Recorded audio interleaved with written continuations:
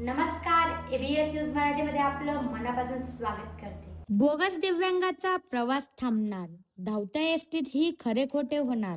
धुळे राज्यातील राज्य परिवहन महामंडळाच्या एसटी प्रवाशासाठी मोठा इशारा जारी झाला आहे। बनावट वैश्विक अपंग ओळखपत्र UDID घेऊन प्रवास सवलतीचा गैरफायदा करणाऱ्यावर कठोर कारवाई होणार। दिव्यांग नसतानाही बनावट UDID मिळवून प्रवास करणाऱ्यांना आता गुन्हाही दाखल होणार आहे। दिव्यांग कल्याण विभागाचे सचिव तुकाराम मुढे यांनी परिवहन महामंडळाचे व्यवस्थापकीय संचालक डॉक्टर माधव कुजेकर यांना पत्राद्वारे निर्देश दिले आहेत।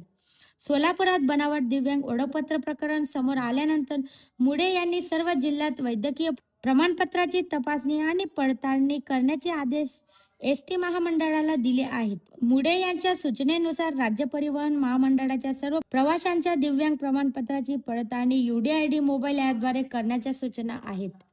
ABS news Marathi.